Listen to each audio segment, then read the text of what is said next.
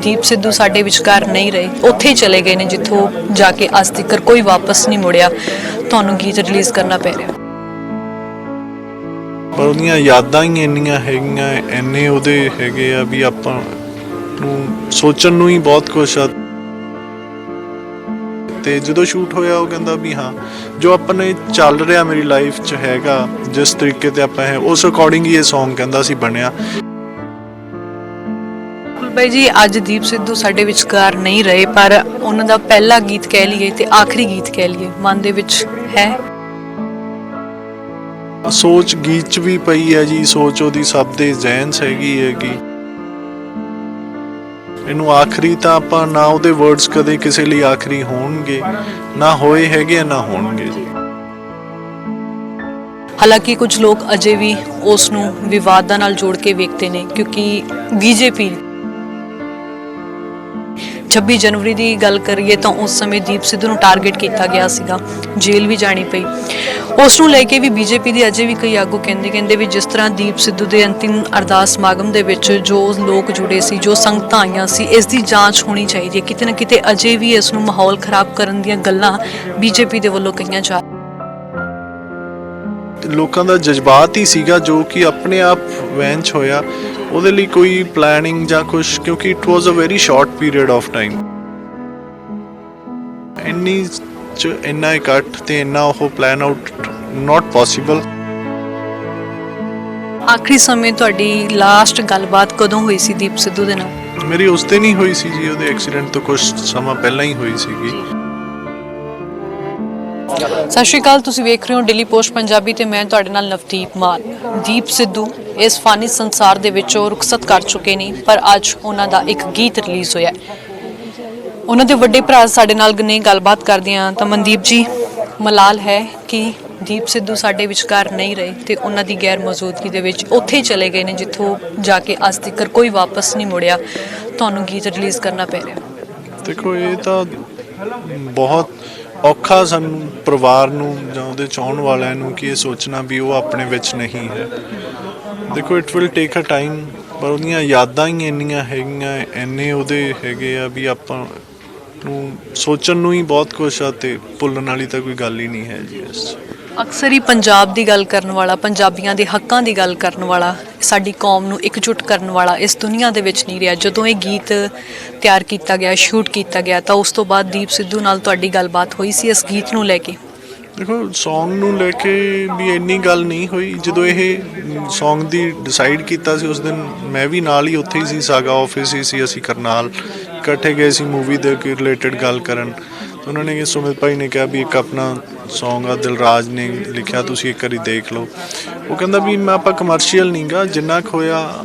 ਫਿਰ ਜਦੋਂ ਉਹਨਾਂ ਨੇ ਸੁਣਾਇਆ ਉਹ ਕਹਿੰਦਾ ਯਾਰ ਇਹ ਤਾਂ ਜਿਵੇਂ ਆਪਾਂ ਜੋ ਚੱਲ ਰਿਹਾ ਆਪਣੀ ਲਾਈਫ 'ਚ ਉਹਦੇ ਬੇਸ 'ਤੇ ਹੀ ਆ ਵੀ ਆਪਾਂ ਚਲੋ ਕਰ ਲੈਂਦੇ ਆਂਗੇ, ਕਿਉਂਕਿ ਸੌਂਗ ਨਾ ਉਹਨੇ ਪਹਿਲਾਂ ਕਦੇ ਕੀਤਾ ਸੀ, ਨਾ ਇਹਦੇ ਬਾਰੇ ਨਾ ਸੀਗਾ।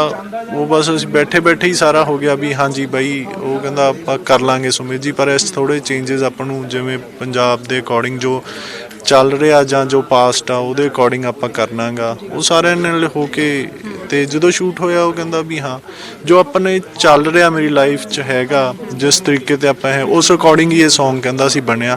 ਇਹੀ ਉਹ ਇਹਦੇ ਰਿਲੀਜ਼ ਦੇ ਰਿਲੇਟਡ ਹੀ ਕਰਨਾਲ ਨੂੰ ਟਰੈਵਲ ਕਰ ਰਹੇ ਸੀ ਦਿੱਲੀ ਤੋਂ। ਇਨ ਦਾ ਮੀਨ ਟਾਈਮ ਰੀਨਾ ਆਈ, ਉਹਨਾਂ ਨੇ ਦੋਨਾਂ ਨੇ ਪਲਾਨ ਬਣਾਇਆ ਵੀ ਇਹ ਜਾ ਕੇ ਇਹ ਰਿਲੀਜ਼ ਦਾ ਸੀ। ਉਹੀ ਹੁਣ ਰਿਲੀਜ਼ ਸਾਨੂੰ ਉਨੀ ਡਿਲੇ ਕਰਕੇ ਉਹ ਹੁਣ ਕਰਨੀ ਪੈਗੀ। ਕਿਤੇ ਇਹ ਜੇ ਪਹਿਲਾਂ ਹੁੰਦੀ ਤਾਂ 17th 18th ਨੂੰ ਹੋਣੀ ਸੀ, ਉਹਦੀ ਪ੍ਰੈਜ਼ੈਂਸ 'ਚ ਹੋਣੀ ਸੀਗੀ ਜੀ। ਬਿਲਕੁਲ ਬਾਈ ਜੀ, ਅੱਜ ਦੀਪ ਸਿੱਧੂ ਸਾਡੇ ਵਿਚਕਾਰ ਨਹੀਂ ਰਹੇ, ਪਰ ਉਹਨਾਂ ਦਾ ਪਹਿਲਾ ਗੀਤ ਕਹਿ ਲਈਏ ਤੇ ਆਖਰੀ ਗੀਤ ਕਹਿ ਲਈਏ ਮਨ ਦੇ ਵਿੱਚ ਹੈ। ਦੇਖੋ ਗੱਲਾਂ ਤਾਂ ਬਹੁਤ ਆ, ਵੀ ਆਖਰੀ ਵੀ ਕਹਿ ਸਕਦੇ ਇਹਨੂੰ, ਪਹਿਲਾਂ ਵੀ ਕਹਿ ਸਕਦੇ ਹਾਂ। ਜਿਹੜੀ ਜਿੰਨੀ ਸੋਚ ਆ ਉਸ ਅਕੋਰਡਿੰਗ ਕਵਾਂਗੇ ਜੀ।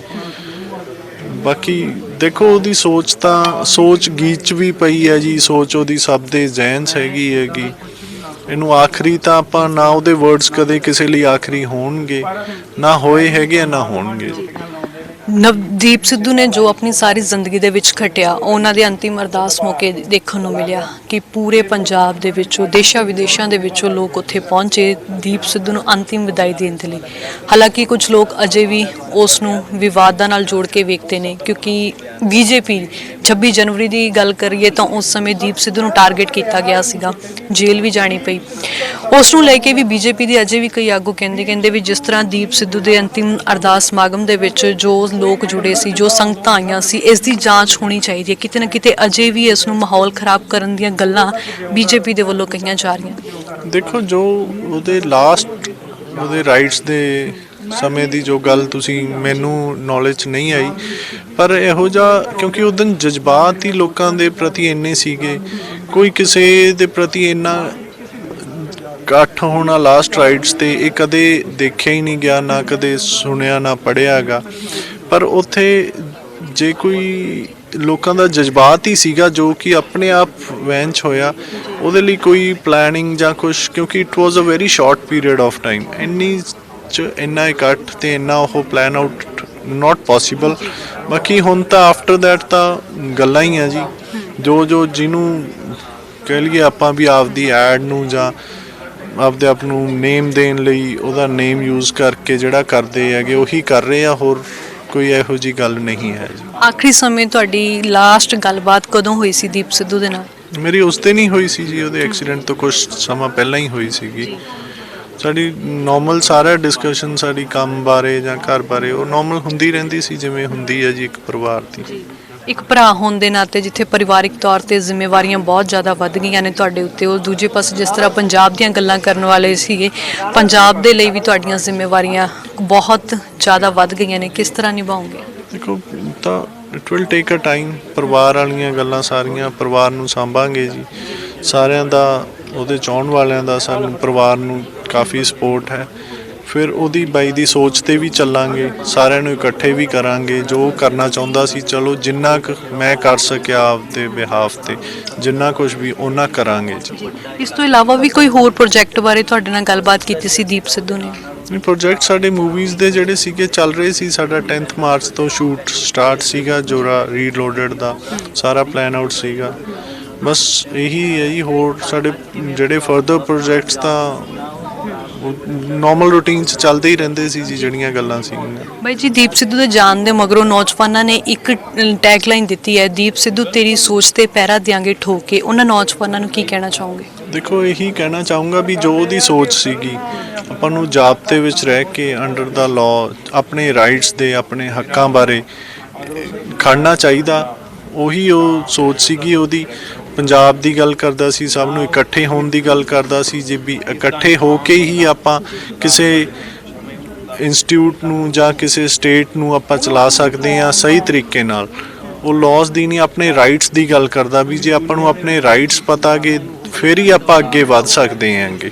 ਇਹੀ ਹੈ ਸਾਰਿਆਂ ਨੂੰ ਵੀ ਉਹਦੀ ਜੋ ਸੋਚ ਸੀਗੀ, ਆਪਾਂ ਨੂੰ ਉਸ ਨੂੰ ਉਹਨੂੰ ਜਿੰਦਾ ਰੱਖਣਾ ਤੇ ਉਹਦੇ ਤੇ ਉਹਨੂੰ ਅੱਗੇ ਲੈ ਕੇ ਜਾਣਾ ਚਾਹੀਦਾ। ਬਹੁਤ ਬਹੁਤ ਸ਼ੁਕਰੀਆ।